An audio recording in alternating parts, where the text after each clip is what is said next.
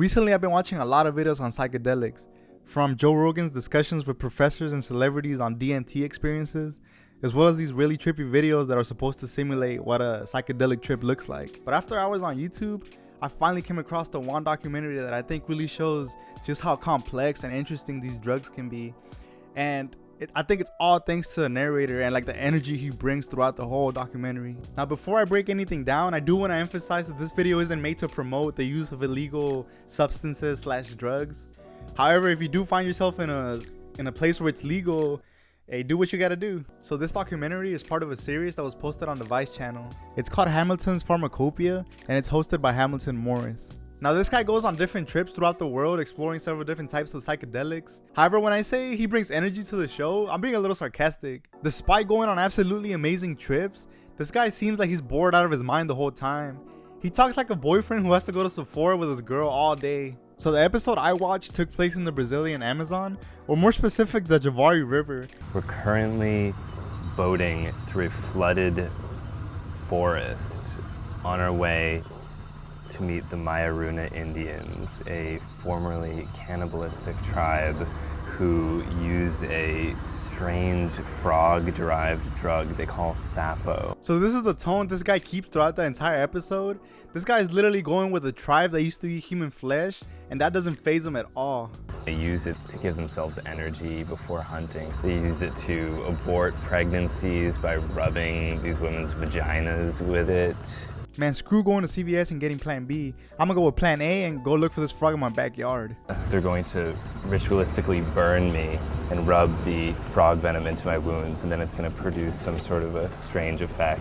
I'm not exactly sure what it's going to do, but we'll find out. I can see why Hamilton was sent out on these explorations. I think the producers could have told him, hey, this drug is gonna make you grow a third arm, and he would just be like, okay. Also, he says the most random things, and I'm only gonna be showing you guys like a little bit of the bullshit that comes out of his mouth.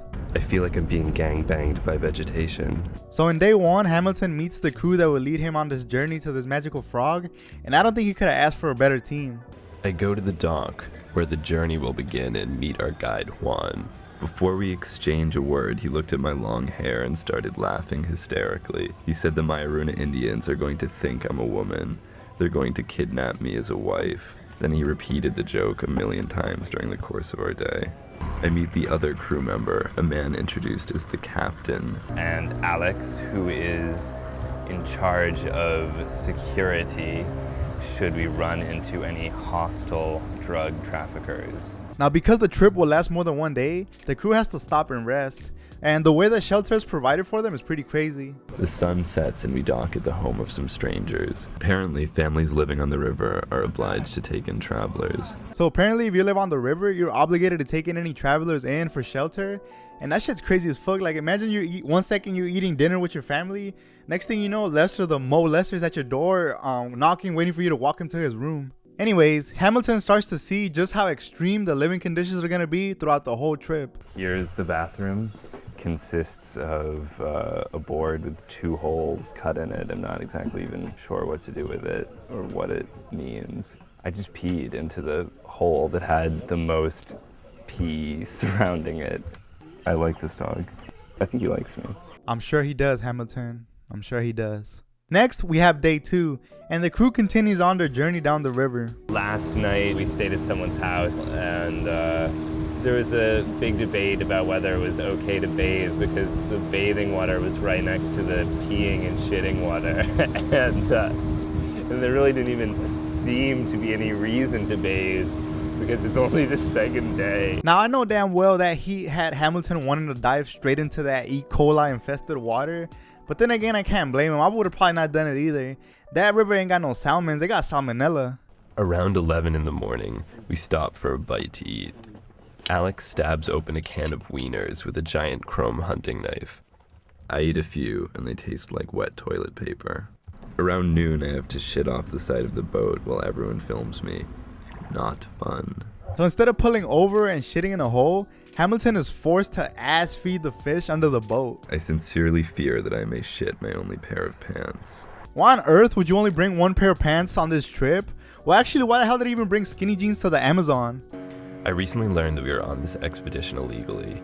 Funai, The Brazilian agency dedicated to Indian affairs patrols these waters looking for unlicensed groups like ours who are trying to contact the Indians. Besides Funai, we have plenty to worry about. There's rampant malaria and hepatitis epidemics. The waters are infested with piranhas, snakes, and kenderu penis fish, and the air is filled with biting insects. Again, no shit's given. The crew ends up docking at another family's house, and that's when we get into day 3. I wake up totally massacred by bugs. It would be much easier to describe where I don't have mosquito bites. My hair, fingernails, asshole, and the inside of my mouth. Hamilton is pure gold, man. He forgot to say his dick though. Or at least I hope he forgot. It's been 4 days since I've bathed, 4 incredibly sweaty days. Man, 4 days without showering is pretty extreme. I'm actually on day 5 myself, and man. Oh, it's actually ice cold. Ice cold.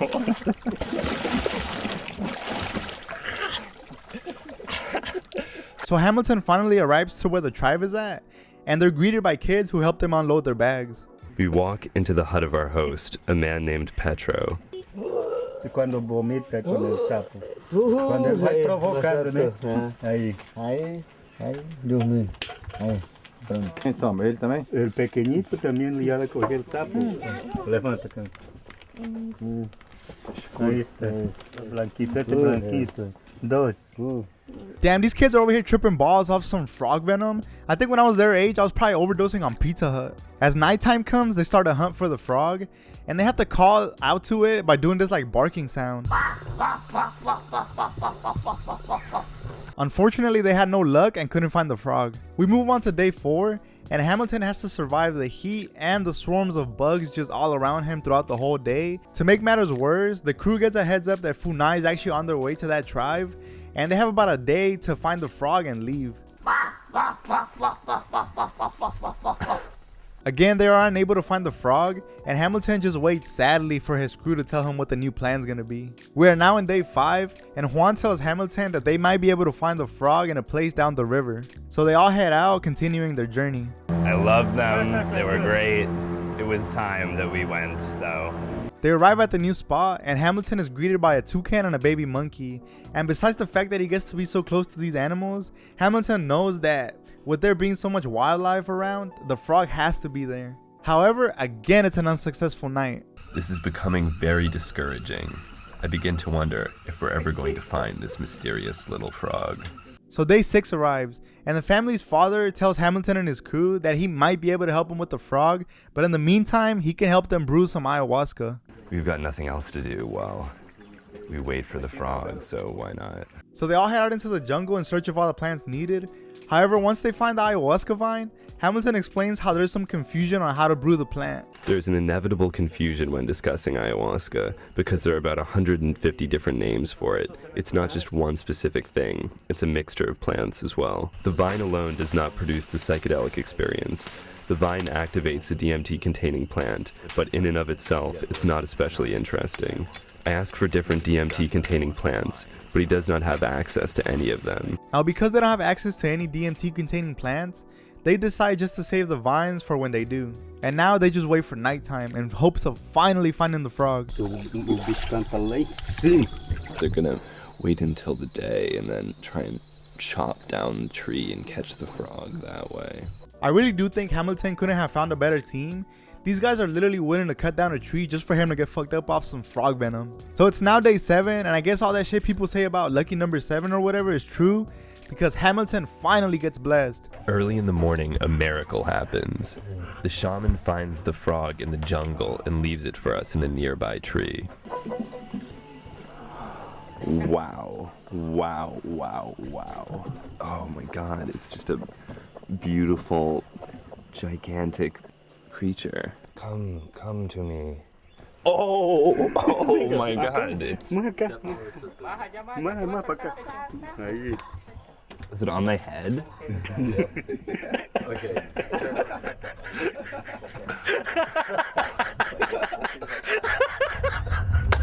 Hamilton is over here stressing out that a venomous frog is walking all over his body, and all one can do is laugh his ass off like he's a supervillain who just told everybody his grand scheme. Now that they have what they came for, the crew starts to make their way back, and then suddenly, Oh, he jumped. The shaman's son steps into a canoe and cuts him off in the water. they end up rowing ashore and begin to prepare the frog to extract its venom. Now the way they extract the venom is pretty funny, but actually pretty fucked up too. They tie this frog up by all his limbs and then proceed to tickle it in order for him to sweat out this jelly type venom. The captain volunteers to go first. The captain stands with a far-off look in his eye. Then he sits down and puts his head in his hands. He says that everything is spinning and that he can feel it in his gut. Man, this doesn't sound fun at all. It kind of reminds me of my 21st when I was drinking all that light liquor. The captain says Hamilton isn't going to be able to handle it, but honestly, I'd never doubt anybody that looks fried 24/7. I mean, Hamilton looks like that one stoner that is always asking the most random questions. Now it's my turn. Nothing at first. Then slowly, an opiated high creeps over me. A drunken-headedness. It feels good. Now there's a new sensation taking over the arm, like it's falling asleep, like a pins and needles sort of sensation. It's happening in both of my hands, like I'm losing sensation in both my hands. I'm glad the sapo didn't affect his mind too much and he's still able to explain exactly what he's feeling. Also, the people from Brazil are really nice. They're fanning this guy the whole time like he's some emperor, and then they bring him some plastic so he can lay down. Gracias. I feel like a frog. Now, despite how shitty the effects are so far, Hamilton decides to go for a fourth burn.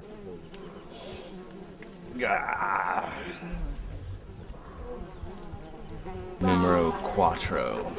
That fourth burn really enhanced his dizziness, and it didn't want to seem to stop at all. The captain even suggested Hamilton should dump shit water on his head, and no luck. So after releasing the frog back onto the trees, the crew heads out onto the boat to see if it'll help Hamilton, and all it leads to is him ass feeding the fish again. For most people, the frog causes uncontrollable vomiting, but I did the frog on an empty stomach. So in my case, the purge came the other way. Now this sapo might be one of those things where it's like, don't knock it till you try it. But from the way Hamilton was explaining it, honestly, it doesn't sound like a good time at all. From here, they head back to the city, and Hamilton gathers the remaining plants to brew the ayahuasca. Now, honestly, I think you guys should go watch the entire documentary and experience these last 8 minutes in their entirety, because Hamilton ends up drinking the ayahuasca, and it has to be one of the funniest clips I've seen that show kind of the effects that psychedelics have on people. I'm gonna leave all 3 parts of the documentary down below so you can go watch all the parts I left out of Hamilton, and so you can experience what I think is a perfect psychedelic documentary. But hey, what the fuck do I know?